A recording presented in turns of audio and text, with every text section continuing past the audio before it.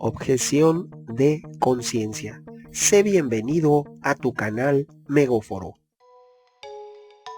Una forma de negar los servicios, sobre todo de salud, en México.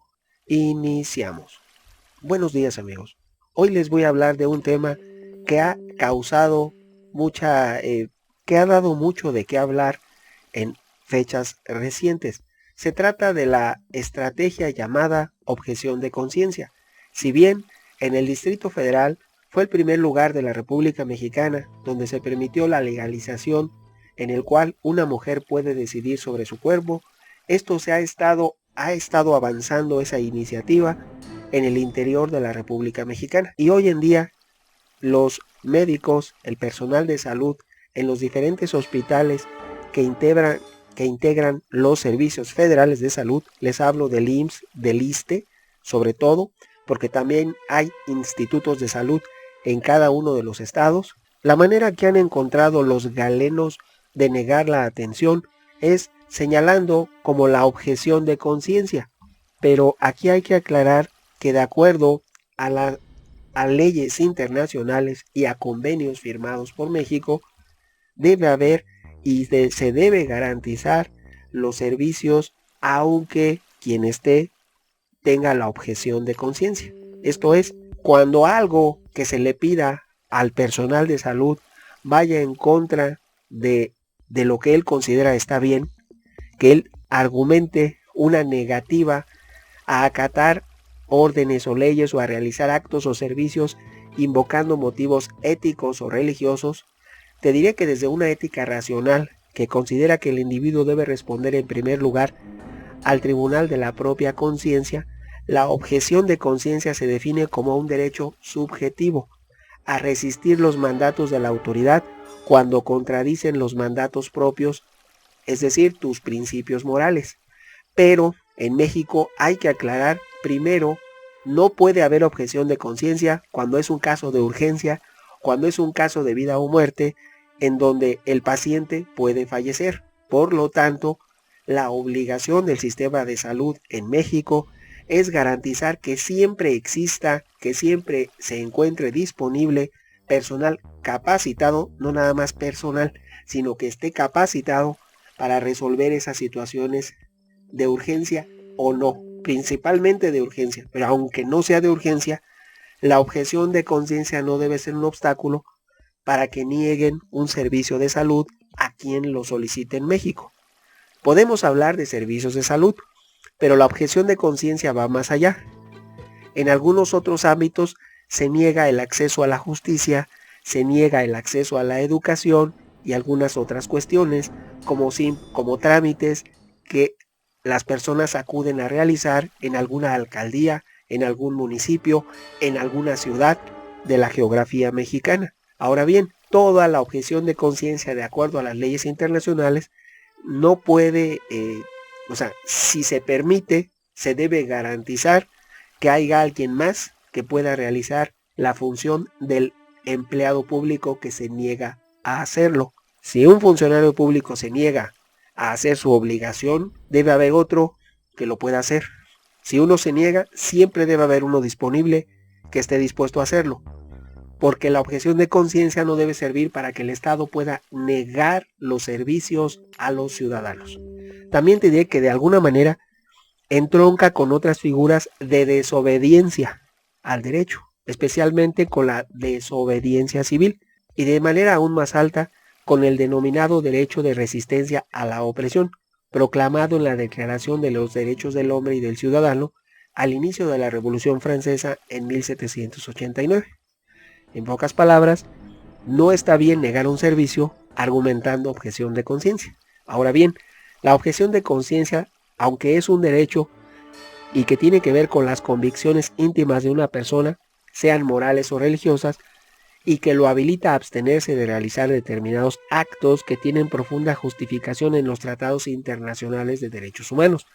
Generalmente se alude a este derecho relacionándolo con la libertad de conciencia y de religión, lo cual está consagrado en la Convención Americana de Derechos Humanos en el artículo 12 y también en el Pacto Internacional de Derechos Civiles y Políticos en su artículo 18, y también está reconocido como parte de la libertad de pensamiento en la Comisión de Derechos Humanos de Naciones Unidas en la resolución 46 del año de 1987. Todo eso, mira, existen numerosos convenios y tratados internacionales.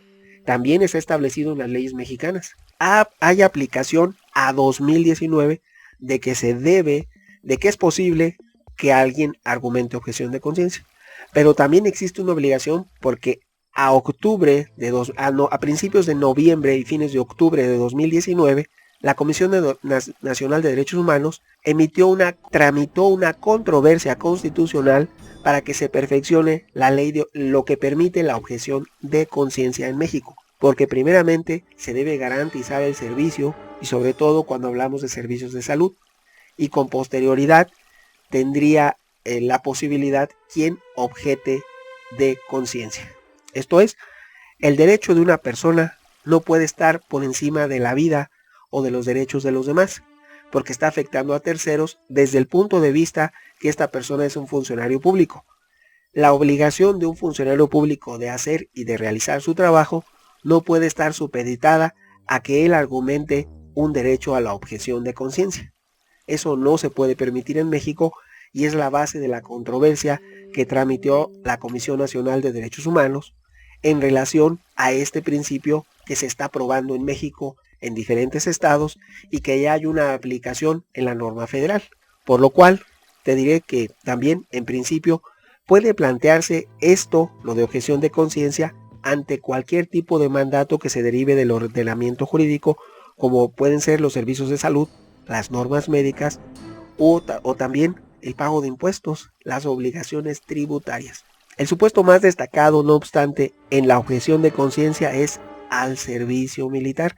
También un ciudadano mexicano puede argumentar que no puede prestar el servicio militar porque es un objetor de conciencia, lo cual es totalmente válido, pero también habría que ver en qué medida puede esto afectar las actividades cotidianas del servicio público, del gobierno y el orden jurídico si lo respalda, porque debe haber una garantía de que los servicios no se van a interrumpir, y en el caso del servicio militar es una obligación de todo ciudadano recibir una capacitación, dar un servicio militar para poder respaldar la defensa de la patria en un estado de necesidad. Entonces, el derecho del individuo se supedita al derecho de la sociedad en su conjunto, porque es primero el interés nacional y después el interés de un solo individuo. Aunque hay excepciones, no siempre es la regla, pero la objeción de conciencia tiene que establecer qué es más importante y que se puede supeditar a algo o a alguien. En diferentes países la objeción de conciencia ha transitado un largo camino. En Estados Unidos ya desde 1935, Billy y Lilian Govitas, dos testigos de Jehová, fueron expulsados de la escuela y después se les restituyó su derecho a asistir en la corte de los Estados Unidos. Otro famoso caso fue el del boxeador Muhammad Ali en 1964 en Estados Unidos, lo cual también él se negó y no se quiso enlistar a las Fuerzas Armadas de Estados Unidos basándose en sus creencias religiosas y no quería ir a Vietnam. Aunque en 1964 no calificó para enrolarse al ejército por deficiente lectura y escritura, una nueva revisión de las pruebas lo reclasificó como apto para el servicio, por lo que se declaró objetor de conciencia. Les hablo del famoso caso de Muhammad Ali. En 1964 y en 1967 se le ordenó acudir a Vietnam porque él vivía en Estados Unidos. Estoy hablando de lo que ocurrió como objeción de conciencia en Estados Unidos, el camino que ha transitado y la fama que ha adquirido este precepto, el de objetor de conciencia. Esto ocasionó, en el caso de Muhammad Ali, que él fuera arrestado después de los 3 llamados. Por su evasión fue acusado de traición y condenado a pasar 5 años en prisión y a pagar una multa de $10,000. También se le despojó del título de boxeo y su licencia para boxear fue suspendida.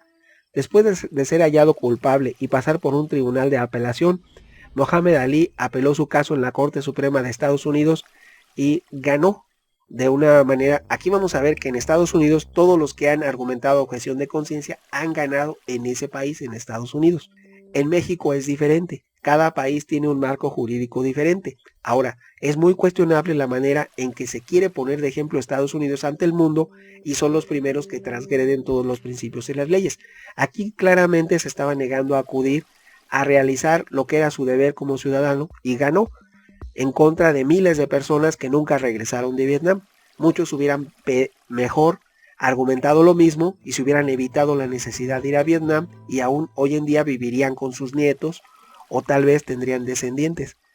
Hubiera habido una vida más fructífera, porque en Vietnam Estados Unidos perdió y nunca debió haber ido ahí. ¿De qué perdió? Perdió y perdió miles de sus ciudadanos. Se hubieran negado y hubieran sido más felices. Igual, con el triunfo de Mohamed Ali, hubiera habido más. Ahora, en el caso de España, ese derecho de objeción de conciencia viene recogido en su constitución y hace referencia exclusiva al servicio militar, donde, pues, paradójicamente se reconoce. En el caso de México, de nuestro país, la objeción de conciencia se encuentra regulada en dos entidades, en el Distrito Federal y Jalisco. Actualmente, en 2019, ya hay una modificación a varios artículos de la ley federal que permiten la objeción de conciencia. Les hablo de la ley de salud, la ley federal de salud, que permite la objeción de conciencia en los servicios de salud, lo cual es inadecuado, aberrante y absurdo. Y esto fue pensado para todas aquellas personas que se niegan o que creen que no deben salvar, no deben aceptar la voluntad de una mujer de decidir sobre su cuerpo. Entonces, en ese caso, el personal de salud puede argumentar objeción de conciencia. Por eso se pensó y se diseñó esa modificación a la Ley General de Salud de México. Pero hoy en día, a principios de noviembre de 2019, hay una controversia constitucional que tramitó la Comisión Nacional de Derechos Humanos en el sentido de que se debe garantizar los servicios de salud. Si un médico se niega y objeta esto, debe haber otro que lo haga y que no tenga esa objeción y siempre debe estar disponible y no debe afectar los servicios de salud. Ahora bien, no nada más es querer ganar un sueldo, es desempeñar una función de manera honrosa y de manera con educación y respeto hacia los ciudadanos. Ya desde que un médico dice pacientito, está faltando a la ética, al decoro y merece una sanción. En la ley de salud debería de elaborarse un código de salud que establezca una estricta ley muy clara, muy concisa, muy precisa respecto a motivos muy severos respecto a negligencias médicas, y el primer artículo debería de ser aquel que diga pacientito, tanto de multa automática, porque en la forma están las formas. Hay que cuidar el lenguaje para poder establecer orden y disciplina, y también una ética, un decoro y una conducta de moralidad, un respeto del personal de salud a los pacientes, a quien acude a ellos en un estado de urgencia y de necesidad. Ahora bien, te diré que en abril de 2007 el entonces jefe de gobierno, Marcelo Ebrard, hizo declaración respecto a que los trabajadores del sistema de salud del entonces Distrito Federal deberían acatar las disposiciones en cuestión del, ya sabemos de qué, que la mujer decida sobre su cuerpo, que es voluntario, bajo pena de perder el empleo, y que no podían acogerse al argumento de objeción de conciencia para no poder realizar ese tipo de operaciones. Aquí vamos a aclarar una cosa. Yo no quiero decir ni estoy argumentando si estoy a favor o en contra. Aclaro y oigan bien algunas personas para no criticar en los comentarios. Aquí lo que estamos viendo es si la objeción de conciencia en el caso de México, en el caso de los servicios de salud, es válida o no. Lo que te puedo concluir es que se deben garantizar los servicios. Eso no debe ser un obstáculo para que no se te brinde la atención a quien lo necesite, y que debe haber un respeto hacia los pacientes, indudablemente. Por eso yo propongo que si quieren trabajar los actuales diputados o los que vengan, deberían legislar una ley coercitiva que establezca claramente sanciones al personal de salud que haga algo malo en contra de los pacientes, con intención o no, aclaro, con intención o no. 99.9% de las veces debemos reconocer que aunque haya muchas personas, aunque existan personas, por mucho bien que se quiera pensar de los demás, debe establecerse claramente que hay y se dan negligencias médicas porque es intencional, porque así les nace, porque así lo quieren hacer, porque es su deseo, aunque no lo queramos aceptar. Una persona que tiene una vida en armonía o que quiere ver la vida de color de rosa no se va a dar cuenta y no quiere reconocer que existen ese tipo de actos indebidos, y lo más lógico es que deba sancionarse más severo que en otras situaciones, porque el paciente es un ser indefenso. Cuando tú acudes en estado de necesidad de enfermo, estás indefenso, estás desamparado y ocupas la ayuda de alguien más. Si esa persona, aún y con todo, aún en tu estado de vulnerabilidad, comete un acto indebido que les he comentado, merece una sanción. El Estado debe proteger a los ciudadanos y más cuando están en estado de indefensión. Los pacientes, los enfermos son quienes más vulnerables son y el Estado debe garantizar la atención médica y debe cuidar y velar por el interés de estas personas, que a fin de cuentas son más que el personal de salud. Todos los días un médico atiende, digamos, un promedio de 20 pacientes.